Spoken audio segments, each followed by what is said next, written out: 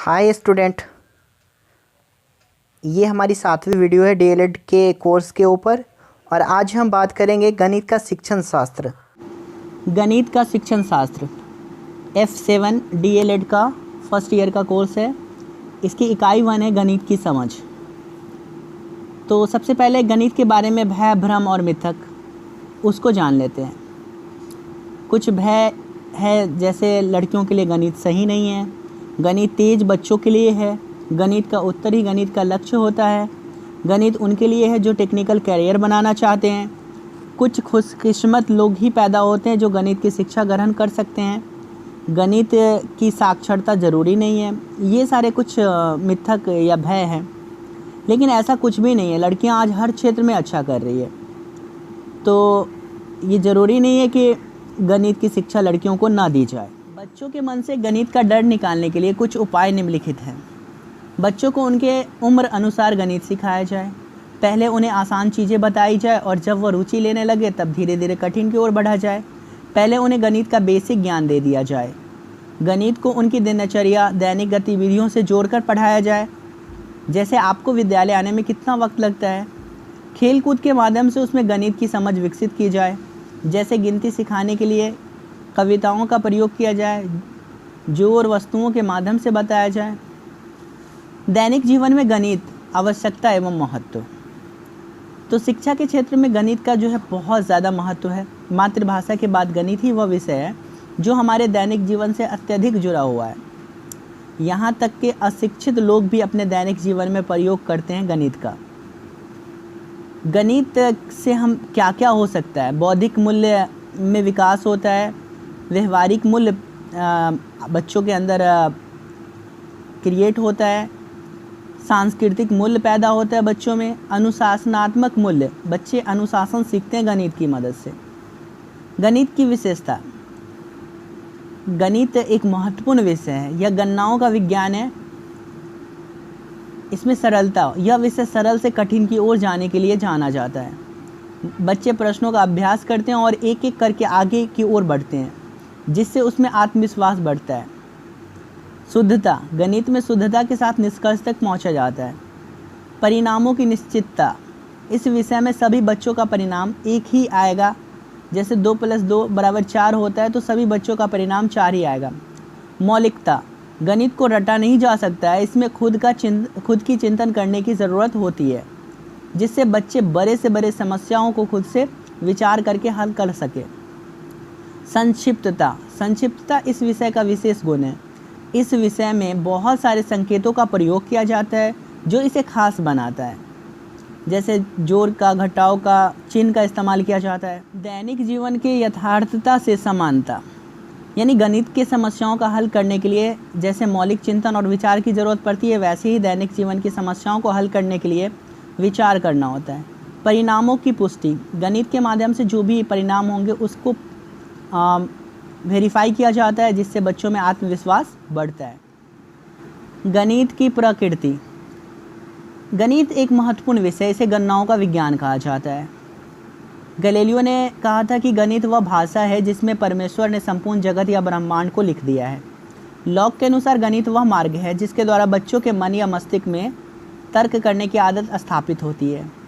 अब प्रकृति की बात करते हैं तो ये तार्किकता, यानी कि गणित तर्क पर आधारित होता है। यह परिभाषा, नियम, सूत्र पर आधारित होकर कार्मिक तार्किक पक्षों से बना होता है।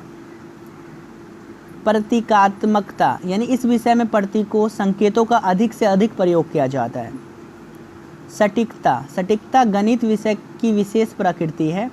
गणित की किसी समस्या का हल सटीक होता है, उसमें कोई अंतर नहीं होता है। अमूर्तता, गणित कल्पनाओं में होता है, इसका मूर्त जीवन से कोई जगह नहीं होती है, यानी हम इसे छू या देख नहीं सकते। जैसे कोई अंक, जोड़, घटाव संकेतों को हम छू या देख नहीं सकते हैं। कार्मिकता, गणित क्रमबद्ध होता है। सार्वभौमिकता, समय, वातावरण, स्थान या असर गणित की अवधारणाओं पर नहीं होता है। तो ये गणित की प्रकृति थी। गणितीयकरण, तो ये दिया गया है। इकाई 2 है प्राथमिक स्तर पर गणित, आधार, उद्देश्य एवं पाठ्यक्रम। तो गणित सीखने सिखाने के विविध आधार, बच्चों की गणितीय समझ एवं अनुभव, ये दिया गया है।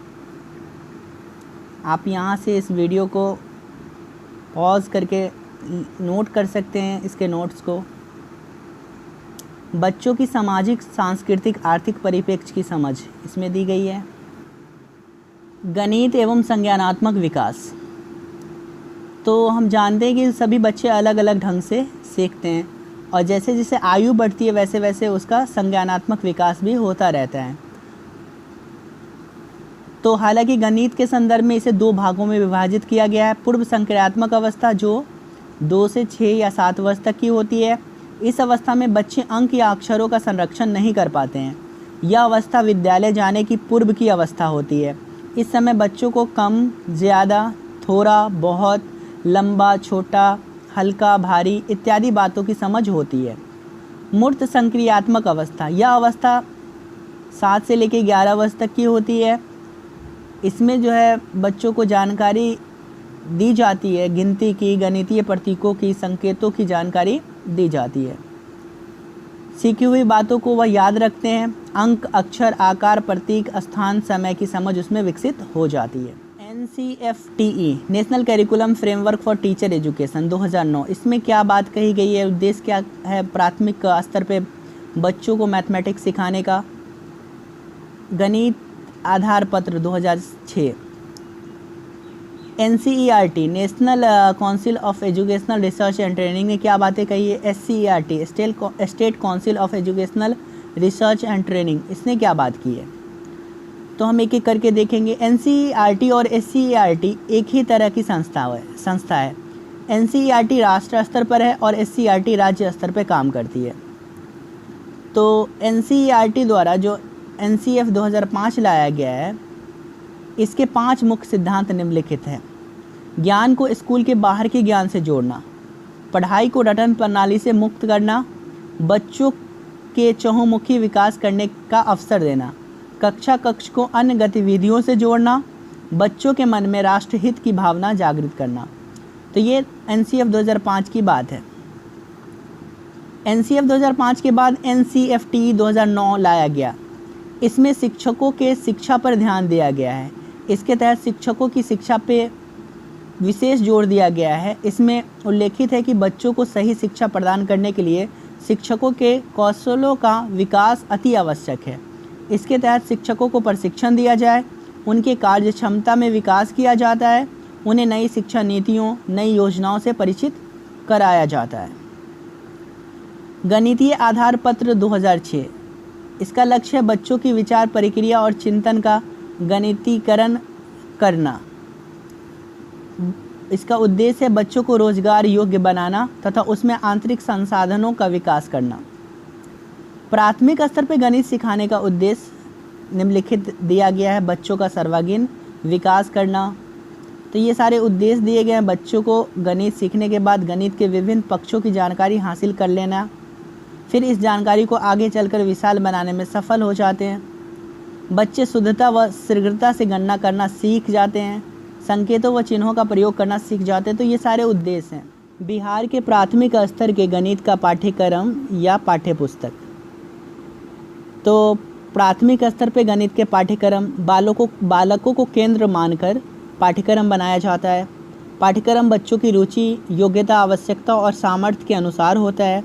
बच्चों में गणित का आधार विकसित करने के उद्देश्य से तैयार किया जाता है। दैनिक जीवन से जुड़ी बातों को पाठ्यक्रम में रखा जाता है। बच्चों तथा समाज की आवश्यकताओं को पूर्ण करने वाला पाठ्यक्रम बनाया जाता है। प्राथमिक स्तर पर गणित की पाठ्यपुस्तक, तो इसमें सभी तरह के विषय वस्तु का संकलन करना, जैसे संख्या, जोड़, घटाव, गुना, भाग इत्यादि। सभी विषय वस्तु के अंत में उदाहरण व प्रश्नों का संकलन करना, अच्छी शिक्षण विधियों का उल्लेख करना। संख्या की अवधारणा की समझ, तो विद्यालय आने पे बच्चों को सबसे पहले 1 से 100 तक की गिनती याद कराई जाती है। NCF और BCF को ध्यान में रखकर बच्चों को इसका ज्ञान खेल तथा अन्य गतिविधियों द्वारा दिया जाता है। इस तरह से संख्याओं का ज्ञान बच्चों को दिया जाता है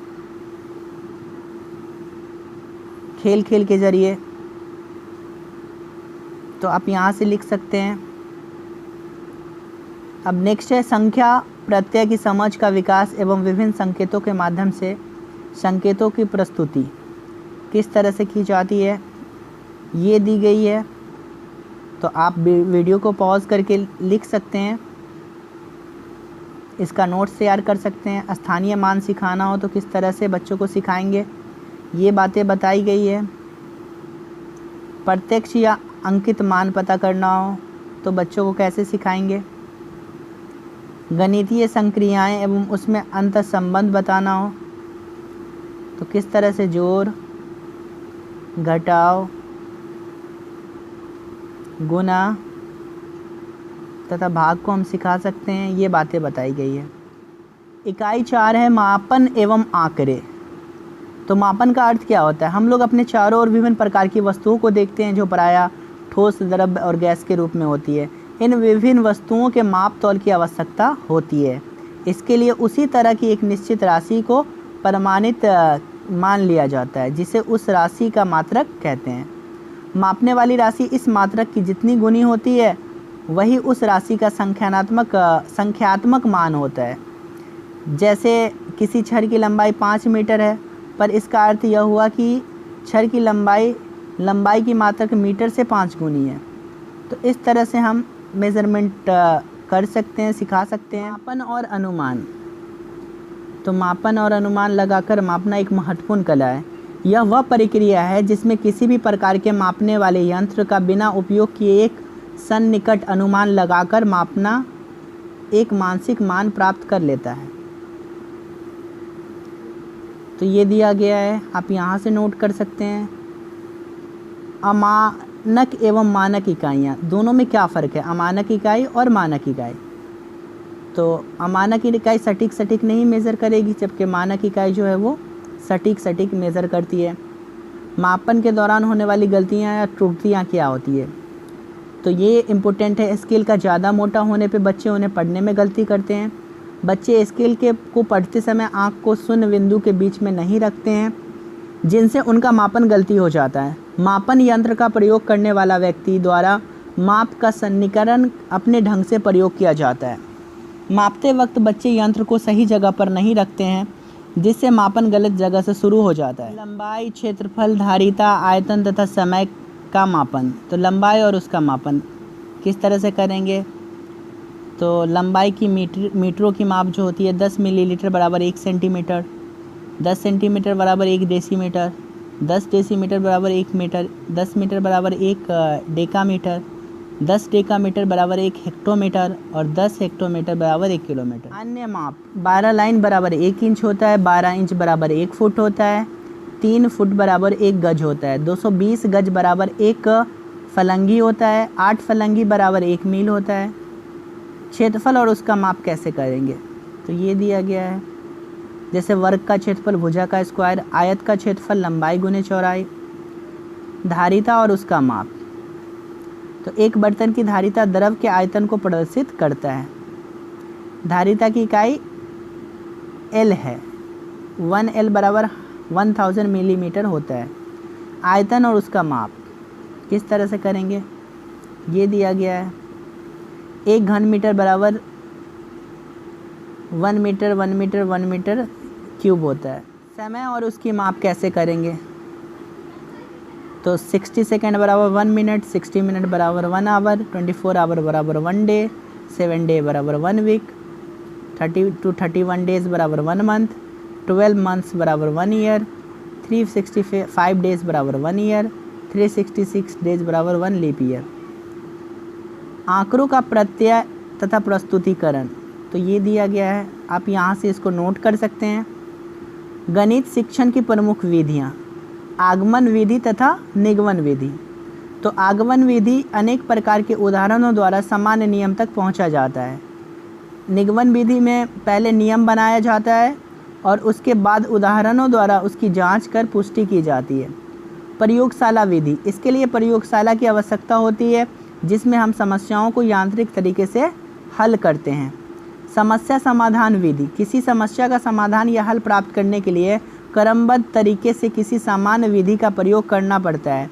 इसके अंतर्गत जीवन में आने वाली नवीन समस्याओं के तरीकों का हल निकालना संभव होता है।